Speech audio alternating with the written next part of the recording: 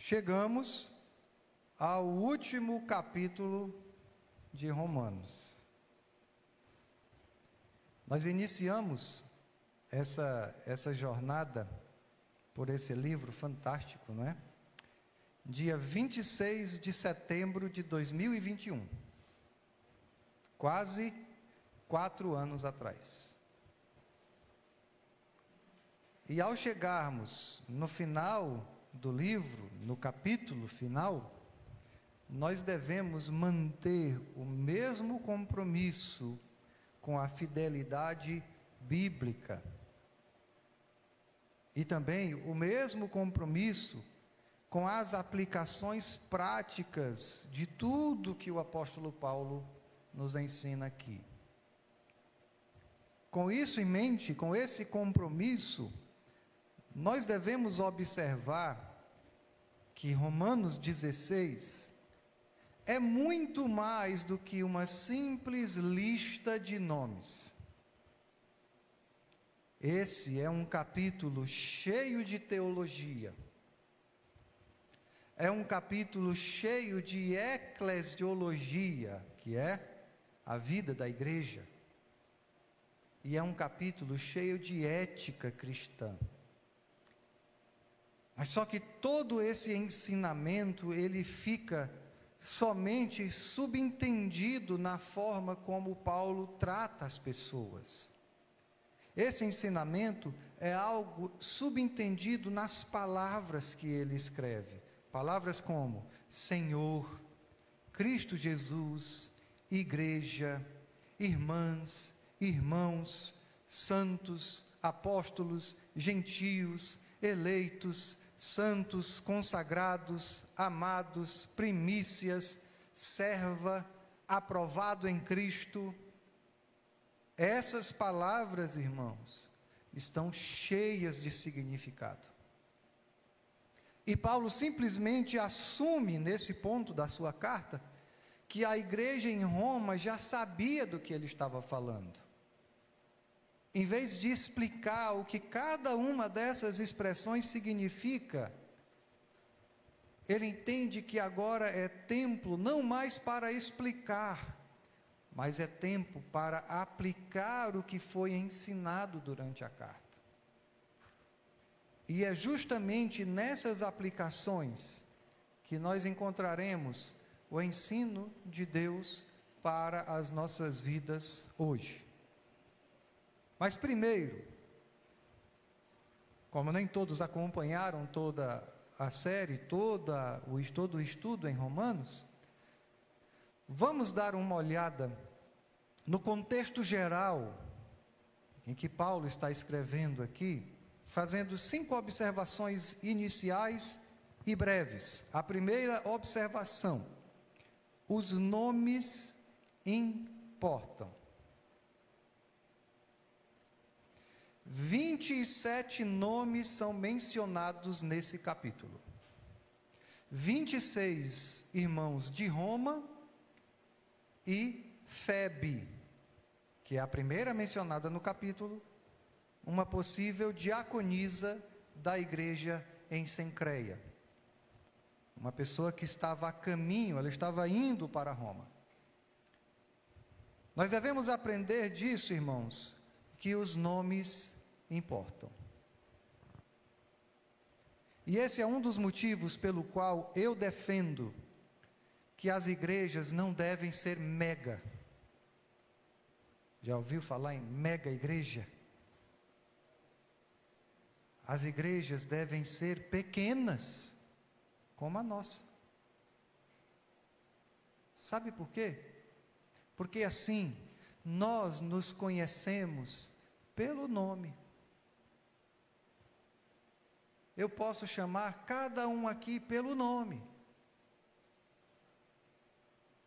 Nós podemos conhecer cada um aqui pelo nome. E os nomes importam. Jesus fazia isso. Em João 10:13, ele diz assim: o porteiro abre-lhe a porta, e as ovelhas ouvem a sua voz. Ele chama as suas ovelhas pelo nome e as leva para fora. Por isso, irmão, irmã, esforce-se para saber o nome uns dos outros, para conhecer uns aos outros, para exortar uns aos outros, para aconselhar uns aos outros, para edificar uns aos outros, para animar uns aos outros. Essa semana que passou foi semana de oração, e um dos temas que nós trabalhamos foi justamente esse. Normalmente quem vem para os cultos tende a ficar triste por quem não veio. Eu digo, irmãos, nós precisamos animar os irmãos. Se o irmão não veio, se o irmão não está se sentindo animado para vir, vá atrás dele. Paulo aqui estava se esforçando para construir um relacionamento verdadeiro com essa igreja que seria a sua patrocinadora na missão à Espanha, que ele tanto queria fazer, e que quem acompanhou a série aqui sabe bem disso. E veja como é impressionante observar quantos nomes Paulo conhece ali em Roma, mesmo sem nunca ter encontrado esses irmãos pessoalmente. Por causa disso, veja bem, algumas pessoas, alguns estudiosos até quiseram afirmar que essa carta não poderia ter sido escrita pelo apóstolo Paulo, porque como ele nunca tinha ido a Roma como cristão, né? Claro que ele já tinha ido a Roma antes da conversão, mas como cristão ele não tinha ido a Roma, o pessoal diz, não tem como ter sido Paulo, porque ele conhece gente demais lá da igreja. Mas, na verdade, ele fez um grande esforço por conhecer as pessoas. Por quê? Porque os nomes importam. Conhecer o seu irmão, a sua irmã, as suas necessidades, se importar com ele, animá-lo, fortalecê-lo e corrigi-lo, exortá-lo, importa na vida cristã. Segunda observação contextual: os relacionamentos importam. Reparem nos diferentes relacionamentos mencionados aqui por Paulo. É importante observar as palavras que ele usa para descrever quem essas pessoas são para ele e quem essas pessoas são umas para as outras. Irmã, irmãos, servas, santos, cooperadores, igreja, primícias, parentes, companheiros de prisão, amado, aprovado em Cristo, eleito, mãe para mim. Sabe o que isso quer dizer? Quer dizer que quanto mais você se conecta com pessoas que seguem a Jesus, mais elas vão abençoar você, e mais você poderá ser bênção na vida delas. Então procure ter relacionamentos intencionais de crescimento, de maturidade, de ajuda mútua com pessoas que seguem a Jesus como você segue. Terceira observação: estar em Cristo importa. Repare como esses relacionamentos que Paulo menciona são plenos de Cristo, são cheios de Cristo. No verso 2, recebam-no no Senhor. 3, meus cooperadores em Cristo. Verso 5, o primeiro convertido a Cristo.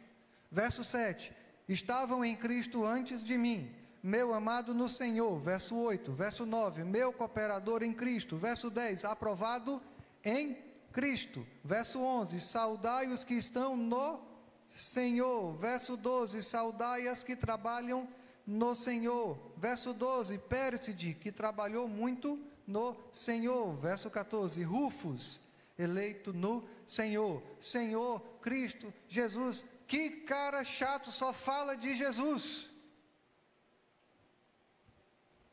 Não tem um assunto, uma conversa. Comecei falando de Lula e Bolsonaro, o cara botou Jesus no meio da conversa.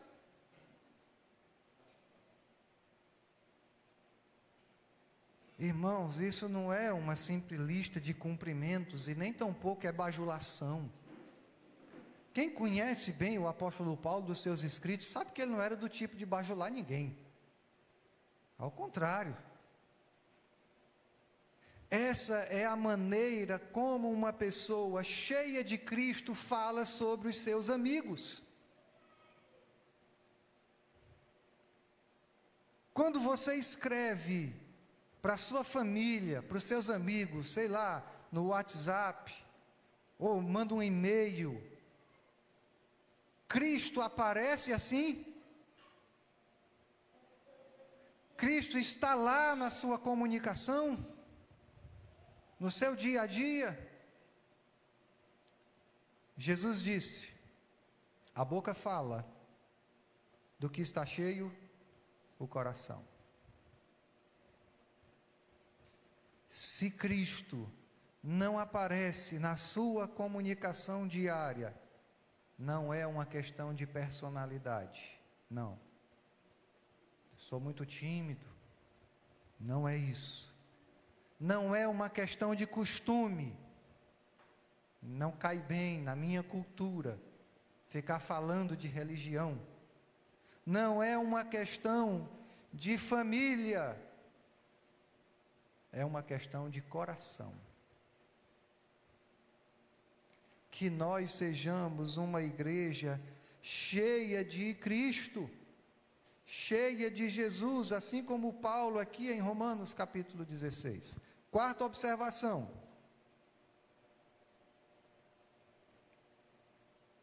congregar importa. Isso daqui é uma daquelas coisas óbvias que tem que ser ditas e repetidas várias vezes. Porque hoje nós temos aí os teólogos do YouTube ou do Instagram que tem a moda, o costume de discordar do que é óbvio. Congregar importa. Note que esse povo que Paulo menciona aqui se reunia em várias igrejas na cidade de Roma. Versículo 5, Priscila e Áquila, ele diz assim: saúdem também a igreja que se reúne na casa deles, na casa de Priscila e Áquila. Isso quer dizer que havia uma igreja específica que Paulo estava saudando através de Priscila e Áquila. E aí mais adiante no versículo 14 ele escreve: saúdem Ansíncrito, Flegonte, Hermes, Pátrobas, Hermas e os irmãos que estão com eles. E isso provavelmente significa a igreja que se reúne com eles. Do mesmo modo, no versículo 15, ele diz: saúdem Filólogo, Júlia, Nereu e sua irmã, e também Olimpas e todos os santos que estão com eles.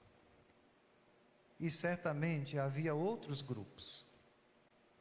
O que nós aprendemos com isso é que a igreja em Roma era, na verdade, igrejas em Roma. Lembrem-se, irmãos, que os cristãos haviam sido expulsos das sinagogas judaicas e não tinham templos próprios. Por isso, eles se reuniam às escondidas em suas casas, mas nunca deixaram de se reunir como igreja.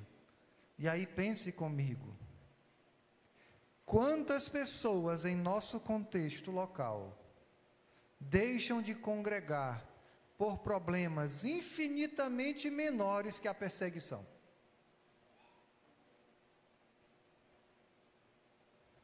Quarta observação inicial, aliás, a quinta: amar importa. A igreja não é só um lugar onde as pessoas aprendem.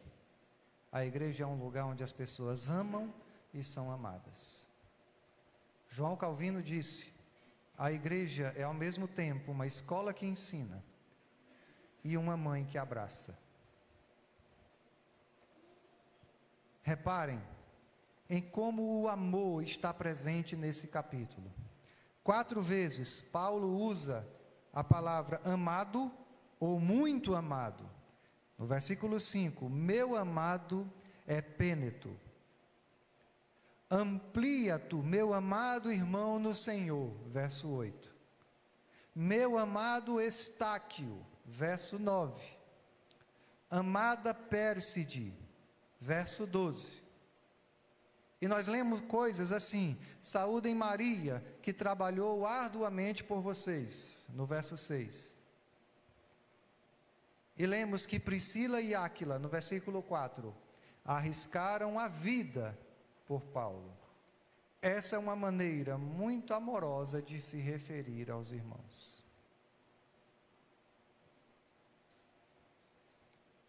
E os cristãos são chamados a amar.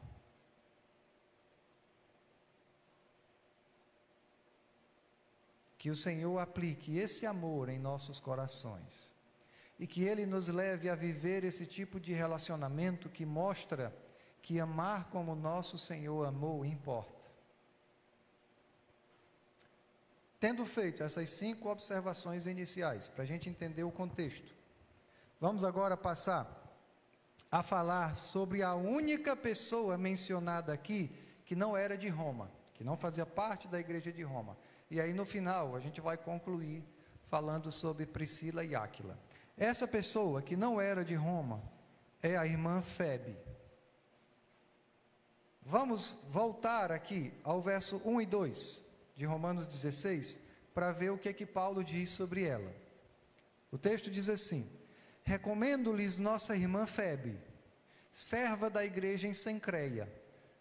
Peço que a recebam no Senhor de maneira digna dos santos e lhe prestem a ajuda de que venha a necessitar, pois tem sido de grande auxílio para muita gente, inclusive para mim.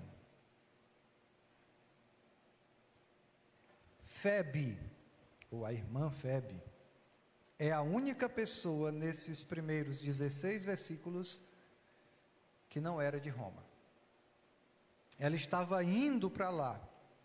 E aqui, na carta, Paulo pede que a igreja a receba, como ele mesmo diz, no Senhor, do jeito que os santos devem fazer, e que eles supram todas as necessidades dela.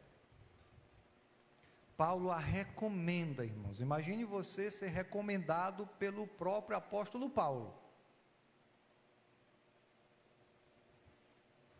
Febe é a única pessoa recomendada desse jeito na carta.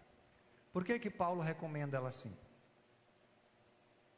A explicação mais simples, embora a gente não possa provar, e só vamos saber no céu, mas faz sentido pensar que ela era a pessoa que levaria a carta desde Corinto, onde o apóstolo Paulo provavelmente escreveu essa carta, até Roma. E nós temos 3 razões para acreditar nisso. A primeira, ela é a única recomendada aqui. As outras pessoas são saudadas, mas ela é recomendada. E a sugestão é que ela chegaria em Roma ao mesmo tempo que a carta. Por isso a conclusão mais lógica, mais natural, é que ela era a pessoa encarregada de levar a própria carta, e a carta a recomendava para aquela igreja.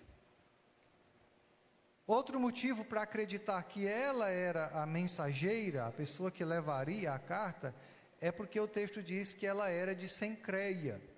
E aí, Cencreia era um porto que ficava a leste de Corinto, mas era assim, como hoje nós poderíamos dizer que é Corinto e região metropolitana, tá?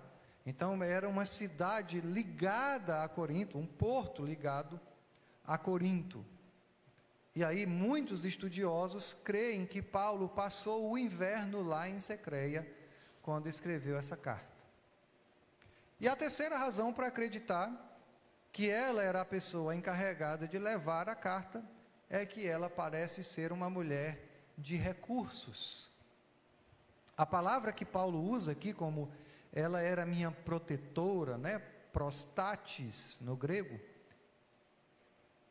sugere que ela era a sua protetora ou de grande auxílio. Ele diz, de mim inclusive.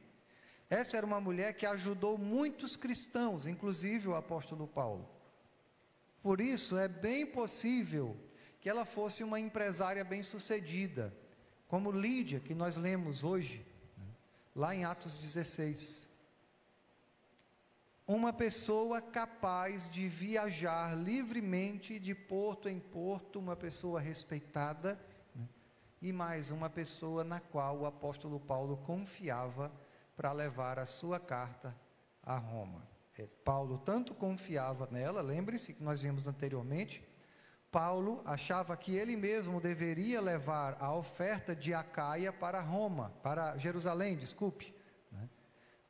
Mas ele confiou a sua carta, o seu grande escrito, a sua grande obra teológica para Febe, para que ela levasse desde Corinto até Roma. Se isso é certo ou não, o que nós sabemos com certeza é que o apóstolo Paulo a recomenda. Pastor, o que eu tenho a ver com isso? Que diferença essa informação faz na minha vida? Irmãos, essa informação ela é muito importante para os nossos dias. Sabe por quê? Porque eu já ouvi muita gente dizendo que o apóstolo Paulo era machista. Eu já ouvi gente dizendo que o cristianismo é machista. Mas vejam o valor e a credibilidade que Paulo dá para essa mulher. Ela é a única pessoa recomendada por ele desse jeito. Veja bem, quando alguém chegar para você com uma conversa fiada dessa, lembre-se, as mulheres são muito importantes no cristianismo. Elas têm grande importância, elas têm grande valor no trabalho cristão. Tanto que, para reconhecer esse valor feminino, Paulo vai falar algumas coisas, algumas características sobre Febe, e que todas as mulheres aqui ouçam o que ele tem a dizer sobre Febe, e que todos os homens também ouçam, porque existem mulheres que são mais homens do que homens.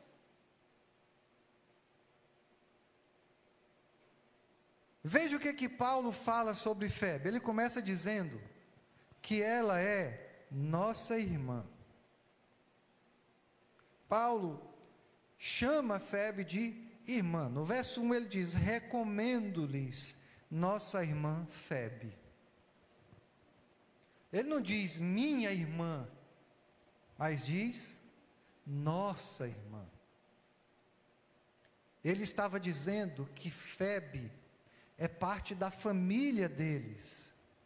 Embora, talvez os irmãos em Roma nunca tenham visto Febe pessoalmente. E, mais uma vez, vamos ser bem óbvios, é claro que essa é uma metáfora, viu, irmãos? Eles não eram todos filhos do mesmo pai e da mesma mãe. Paulo estava dizendo que Febe era sua irmã em Cristo, e não sua irmã de sangue, tá? O que Paulo quer comunicar com essa linguagem? Por que Paulo chama Febe de irmã? Por que nós nos chamamos de irmãos? É só porque quando você chegou aqui na igreja, todo mundo já se chamava de irmão, você achou bonito e continuou seguindo a moda? Por que nós não podemos chamar qualquer pessoa de irmão? O que Paulo quer dizer? O que ele quer comunicar com essa linguagem? Ela é nossa irmã. Vamos lá. Teologicamente, a resposta mais óbvia é que ela e todos os membros da igreja de Roma têm o mesmo Pai celestial, têm o mesmo Pai no céu. E aí não vamos nem precisar mais falar do que todo mundo sabe, que dizer, mas eu também sou filho de Deus, todo mundo é filho de Deus. Vai lá em João capítulo 1 e você vai ver que todos aqueles quanto receberam, a saber, os que creram em seu nome, no nome de Jesus, deu-lhes o direito de serem filhos de Deus. Então só é filho de Deus quem crê em Jesus, segundo as Escrituras. Acredite no que quiser, mas se quiser acreditar nas Escrituras, é isso que ela diz, tá? Então o que Paulo estava dizendo é que essa mulher, Febe, tinha o mesmo Pai celestial que eles, e que ela caminhava para a mesma herança da vida eterna que eles. Essa é a resposta teológica, mas veja, Também há uma resposta no contexto imediato aqui, porque ela estava prestes a viajar, e ela ia para um lugar, uma cidade que não era a dela, ela seria estrangeira. Então, dentro do contexto da viagem que Febe faria, o sentido de Paulo aqui é: irmãos, cuidem dela. Ela vai precisar de lugar para ficar, ela vai precisar de comida, ela vai precisar de ajuda. Ela é sua irmã, ela é do seu povo, e o povo de Deus cuida uns dos outros. Estou falando do povo de Deus, tá? Não estou falando do povo de igreja. O povo de Deus cuida dos seus. Os cristãos cuidam dos seus. Os religiosos não. Os religiosos matam, disputam e derramam sangue uns dos outros. Mas o povo de Deus cuida dos seus. Era isso que Paulo estava dizendo. Da mesma forma, nós também devemos aprender a tratar todas as mulheres da igreja como irmãs. Como é que você trata a sua irmã? Se você não tem irmã, eu sou profissional nisso, que eu tenho 3. Um homem trata a sua irmã com honra. Ele protege. Não estou dizendo que estou certo não, mas quando eu estudava em escola era difícil o dia que eu não brigava. Porque se alguém mexesse com a minha irmã, e eu tinha 3, né? Eu não tinha certeza que eu ia bater, eu podia apanhar muitas vezes, mas não ficava barato. Não estou dizendo que estava certo, viu? Crianças, não façam isso. Mas o homem protege sua irmã, ele honra. Como é que trata a irmã? Com pureza. Por isso, homem, não estou falando mais de irmã de sangue, tá? Proteja a dignidade das suas irmãs. Cuidado com a forma como você trata as irmãs. Vou ser bem claro, tá bom? Cuidado para onde e como você está olhando. Proteja e cuide das suas irmãs. Trate-as com pureza. Irmãs, também cuidem das irmãs. Se você observar que uma irmã está precisando de ajuda, em todos os aspectos, mas vamos pegar esse item do olhar.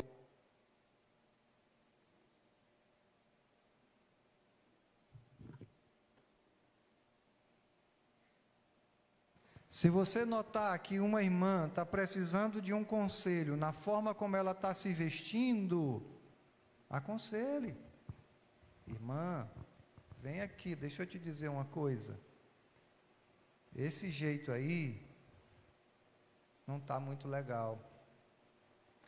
Está atraindo o tipo de atenção que não convém a uma seguidora de Jesus. A outra coisa que o apóstolo Paulo fala sobre Febe é que ela é serva. E aqui a gente vai entrar num assunto polêmico dentro do estudo bíblico. Eu não considero polêmico, mas há quem considere. Paulo recomenda Febe dizendo que ela era serva da igreja em Cencreia. No verso 1 ele diz: nossa irmã Febe, serva da igreja em Cencreia. E a palavra serva aqui, no grego, adivinha? É a palavra diáconos, ou, traduzindo, diaconisa. Essa irmã Febe poderia muito bem ter sido uma diaconisa na igreja de Cencreia. Não existe nenhuma razão nas Escrituras, estou falando da maneira como eu interpreto as qualificações do diácono em 1 Timóteo capítulo 3, depois você pode ver, tá? Não existe nenhuma razão para que as mulheres não possam ser diaconisas. Os presbíteros, os pastores, são sempre homens, Sempre, tá? Se você for numa igreja que tem pastora, lá não tem pastor, tá bom? Pastor, presbítero, bispo, episcopo, que é uma palavra só, não é? Tudo representa a mesma coisa. São sempre homens e têm a responsabilidade de governo e de ensino da igreja. Mas o diaconato, irmãos, não carrega essa mesma responsabilidade. O que fazem os diáconos? Os diáconos cuidam dos ministérios de misericórdia e de cuidado da igreja. Alguns desses trabalhos diaconais estão descritos em Mateus 25, 44. Alimentar o faminto, acolher o estrangeiro, o refugiado, vestir o nu, cuidar do enfermo, visitar o preso. Hoje, porque fomos catequizados, entre aspas, pelos norte-americanos, os estadunidenses, e os pastores chegavam aqui e faziam tudo, inclusive o trabalho diaconal, as igrejas se acostumaram a ou não ter diácono, ou ter diácono que não faz nada. Mas esse é o trabalho dos diáconos: visitação, cuidado, misericórdia, aconselhamento, não aconselhamento pastoral, é claro, porque isso é para o pastor. Tudo isso, irmãos, e muito mais é o trabalho diaconal. Afirmar que Febe era uma diaconisa combina com a forma como Paulo a descreve no final do verso 2, que ele diz: pois tem sido protetora, ajudadora, servidora de muitos e de mim também. E vejam, Paulo era uma dessas pessoas que muitas vezes precisou do trabalho, do serviço de um diácono. E isso também prova que as mulheres têm seu espaço para servir na igreja. A terceira característica de Febe, que é a última que ele fala, ela é protetora e parceira no ministério. Essa é a terceira coisa que Paulo diz. Lembre, a primeira, ela é irmã. A segunda, ela é serva ou diaconisa em sua igreja. E a terceira, ela é protetora de muitos e de mim também. Em outras palavras, ela cuidou do apóstolo Paulo em suas necessidades, como ela também fez por muitos outros. A aplicação aqui é muito simples, embora as pessoas não gostem. Se Deus lhe deu recursos, tempo, habilidade, dinheiro, coloque esses recursos à disposição do Evangelho. Seja um cristão que usa todos os seus recursos para o reino de Deus. Era isso que Febe fazia. Vamos concluir essa parte de Febe. Desde o começo da igreja, irmãos, mulheres têm sido parceiras indispensáveis no ministério cristão com os homens. Parceiras no casamento ou parceiras solteiras. Não há nenhuma menção aqui de que Febe tivesse marido.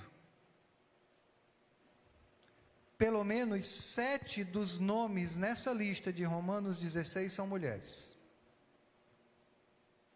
O que nós estamos fazendo aqui? É um louvor às mulheres? Não. Eu falei no início, fidelidade bíblica. É o que está registrado. As mulheres não são citadas como pessoas de segunda importância. Só um grande ignorante diria isso, irmãos. Sabe por quê? Porque a história das missões cristãs está repleta, recheada do papel, da coragem de mulheres, histórias que são de tirar o fôlego. O fato de Deus chamar somente os homens para liderar a igreja como pastores, que ensinam, que governam, não é nenhum desmerecimento para as mulheres. porque o Senhor chama cada um dos seus filhos para uma missão e deu a cada um deles papéis definidos para cumprir essa missão. Confiar na liderança masculina estabelecida por Deus sempre será algo fortalecedor, algo libertador, algo alegre para mulheres que se sujeitam e exaltam a Cristo. Eu não acho que a maioria de vocês aqui, mulheres da Igreja Batista Nova Vida, pensam e se entristecem pelo que vocês não podem fazer. Eu não penso isso. E eu espero que vocês se sintam continuamente desafiadas a não desperdiçar a vida de vocês assistindo novela.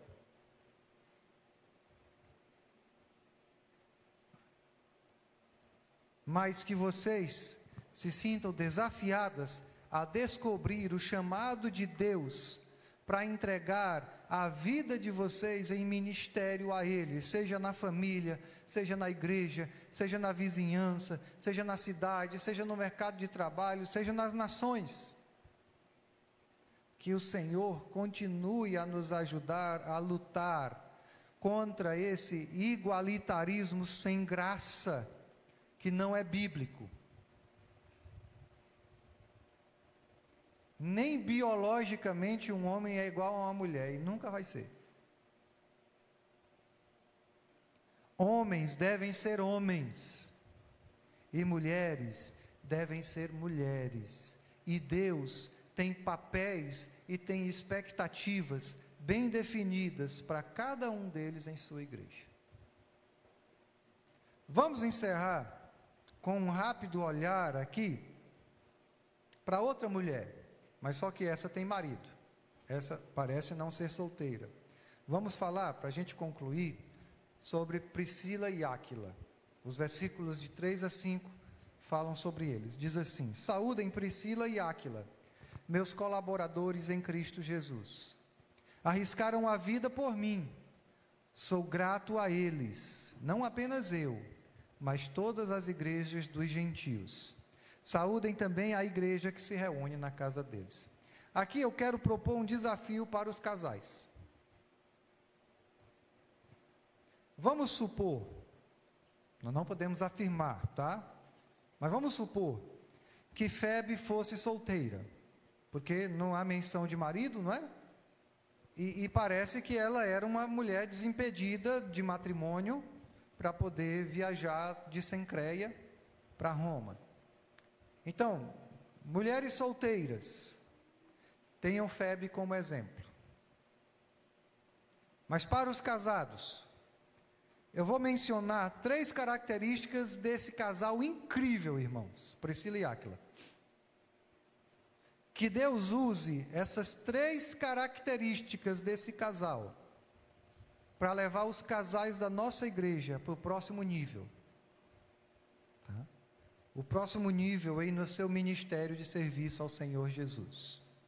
Essas 3 características que vemos em Priscila e Áquila são as seguintes: peregrinos, colaboradores e corajosos. O primeiro, eles são peregrinos. E nós sabemos, pelos livros de Atos, Romanos e 2 Timóteo, que Áquila era originalmente da cidade de Ponto. Ponto fica onde hoje é a atual Turquia. Já lemos esse texto hoje, Atos capítulo 18. Áquila era de uma cidade chamada Ponto, e que ele e Priscila viveram em Roma até serem expulsos de lá, com todos os judeus, pelo imperador Cláudio, o ano 49 depois de Cristo. Também lemos isso em Atos 18 hoje. Me acompanhe. Eles eram de Ponto, moraram em Roma, foram expulsos de lá pelo imperador romano Cláudio, ano 42 da era cristã. Sabemos também que eles encontraram o apóstolo Paulo em Corinto. Depois eles viajaram para Éfeso, e lá em Éfeso eles estabeleceram uma igreja em sua casa. Na época em que Paulo estava escrevendo essa carta a Romanos, Áquila e Priscila já estavam morando novamente em Roma, porque ele escreve para a igreja que se reúne na casa deles. E eles lideravam uma igreja lá em Roma. Mas finalmente, em 2 Timóteo 4,19, nós ficamos sabendo que eles voltaram a morar em Éfeso. E essa é a última informação que nós temos deles. Qual é o ponto? Do pouco que nós sabemos, eles moraram em Ponto, Roma, Corinto, Éfeso, voltaram para Roma e depois voltaram para Éfeso. 6 lugares. Quem já se mudou muito, irmãos, sabe que mudança não é um negócio bom. Aliás, quando você vê aquele caminhão cheio de coisa, geladeira, guarda-roupa, você já fica triste, não é? Essa não é uma vida fácil, mas no caso desse casal, a situação ainda era mais difícil do que simplesmente enfrentar várias mudanças. Eles eram peregrinos,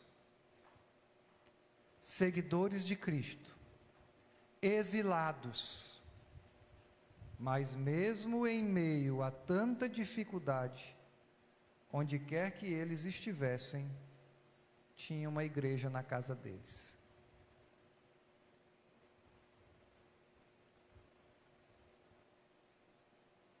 Eles eram peregrinos com Cristo. Então, casados, estejam atentos. Estejam atentos para saber se Deus está chamando algum de vocês para viver assim. E mesmo que Ele não esteja chamando vocês para viver como peregrinos nesse mundo, pergunte-se o seguinte: pergunte a você mesmo, ou pergunte aí ao seu esposo, à sua esposa, se o Senhor nos chamasse para mudar de cidade por causa do Evangelho, nós obedeceríamos?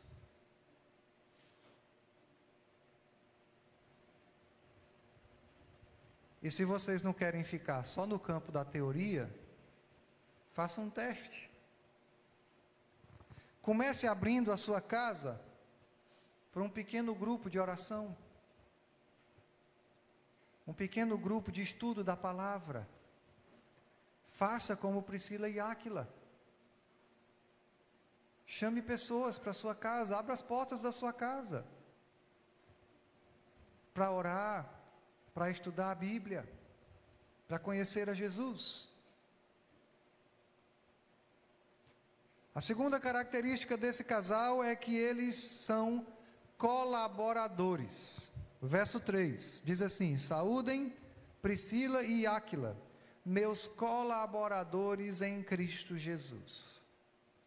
Aonde quer que eles fossem, eles iam com o propósito de servir a Cristo. Eu estava falando um pouco sobre isso hoje na EBD.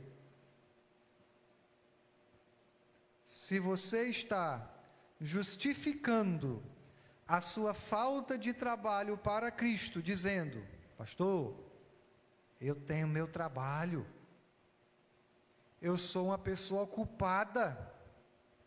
Lembre-se, Priscila e Áquila não eram desocupados não, irmãos. Eles tinham um trabalho. Eles não eram missionários em tempo integral. Eles eram fabricantes de tendas. Mas eles transformaram a vida toda em ministério. Porque Paulo diz que eles eram meus colaboradores em Cristo Jesus. A palavra aqui é sunergos. Sabe o que essa palavra significa? Companheiros de trabalho. Então, o que Paulo estava dizendo, e eu amo essa expressão, é que eles eram companheiros de trabalhos em Cristo. Alguns trabalham na educação, outros trabalham na medicina, alguns trabalham na política, outros trabalham no comércio. Mas Paulo disse que Priscila e Áquila trabalhavam em Cristo. Essa é a expressão. Quer fazendo tendas, ou ministrando para as 40 ou 50 pessoas que congregavam na casa deles, o contexto principal de tudo que eles faziam era Cristo Jesus. Todo o trabalho deles era em Cristo Jesus, dele, por ele e para ele.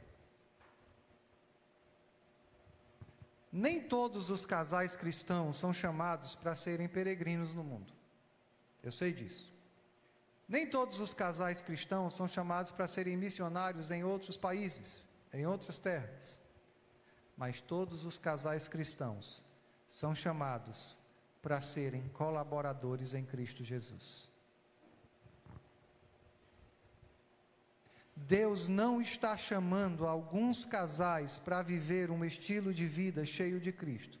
Ele está chamando todos os casais cristãos ao trabalho em Cristo. Por isso, repense a sua vida. Replaneje a sua vida, replaneje o seu emprego, repense as suas atividades mais comuns e responda: como as suas atividades podem servir a Cristo e ao próximo?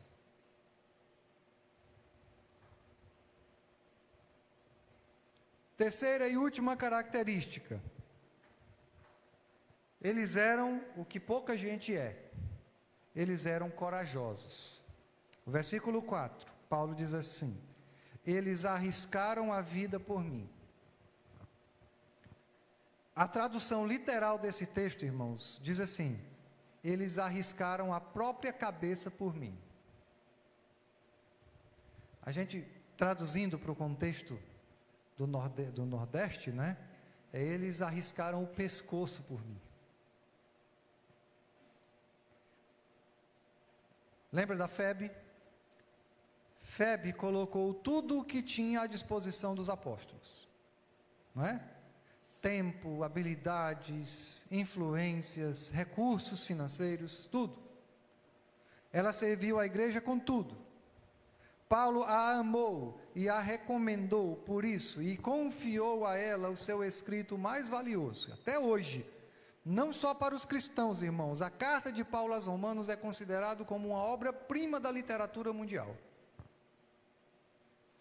Mesmo para quem não acredita. Mas Paulo menciona algo mais impressionante sobre Priscila e Áquila. Ele diz assim: eles colocaram a cabeça a prêmio pela minha vida. Nós não sabemos do que ele estava falando, não sabemos o que aconteceu. Mas sabemos que ao arriscar a vida deles, eles salvaram a vida de Paulo. Porque ele diz: sou grato a eles, não apenas eu, mas todas as igrejas dos gentios. Em outras palavras, Paulo diz: eu só estou vivo porque eles se arriscaram por mim. E eu preciso chamar a atenção dos casais aqui da nossa igreja, para que vocês vejam uma coisa. Priscila e Áquila fizeram isso como um casal. Paulo não diz que Áquila fez isso porque era homem. Eles fizeram isso juntos. Eles estavam unidos no serviço cristão. Eles estavam prontos para morrer juntos. Maridos, esposas. Vocês estão prontos para morrer juntos pelo Evangelho do nosso Senhor Jesus?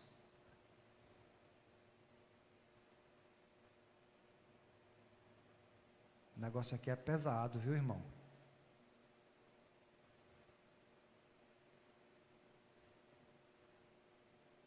Vocês estão prontos para morrer juntos pelo Evangelho do nosso Senhor?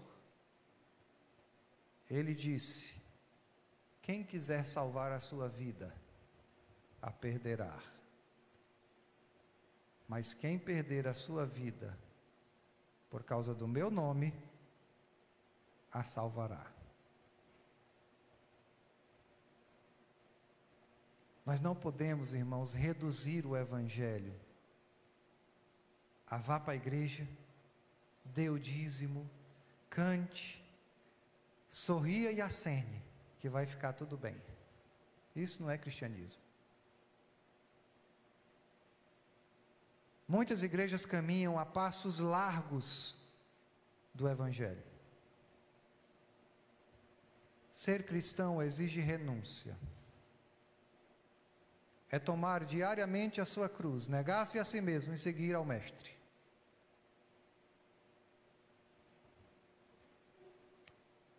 Vamos terminar.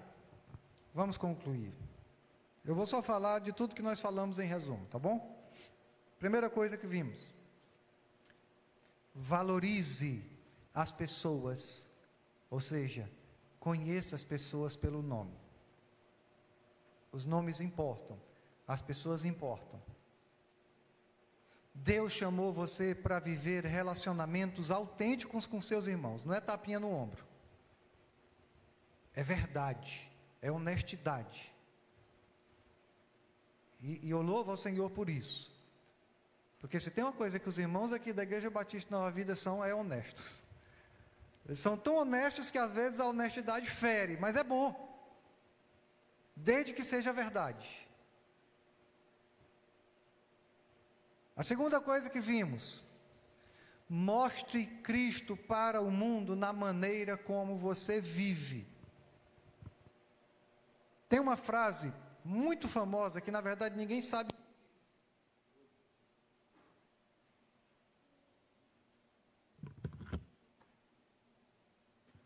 Oi, estou quase lá, só falta um para descarregar. A frase é a seguinte: pense num país, num contexto de perseguição ao cristianismo. Se acusarem você de ser cristão, haveriam provas suficientes para condená-lo?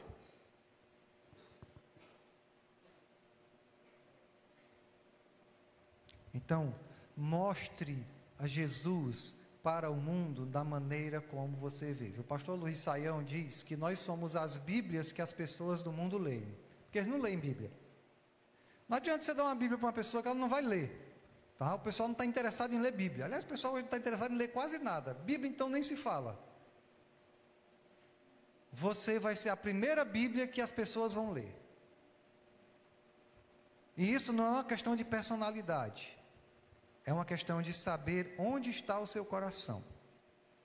Terceira coisa: sirva ao reino de Deus com os seus recursos, com os seus dons, como Febe.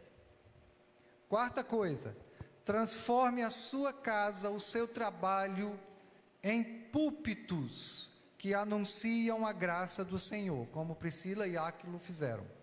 E quinta coisa: seja corajoso. Tenha ânimo, tenha coragem e se arrisque pelo Evangelho, não de forma imprudente, mas de forma sábia e de forma fiel à Escritura. Que o Senhor nos transforme em uma igreja cheia de Jesus, plena de Jesus, rica em amor e comprometida com o Evangelho. Que tenhamos coragem para servir e arriscar tudo pela causa de Cristo, porque só isso vale a pena. Pessoas importam, irmãos, sabe por quê? Porque o nosso Senhor morreu por pessoas. Só isso já é necessário para a gente entender o quanto as pessoas importam. Ele não morreu pela Igreja Batista, por nenhuma denominação. Ele morreu por pessoas. Que nós tenhamos a capacidade de levar essas pessoas a Jesus. O que nós estamos fazendo para que os eleitos do Senhor saibam do que Ele fez? Saibam do sacrifício que Ele realizou na cruz. Que o Senhor nos abençoe.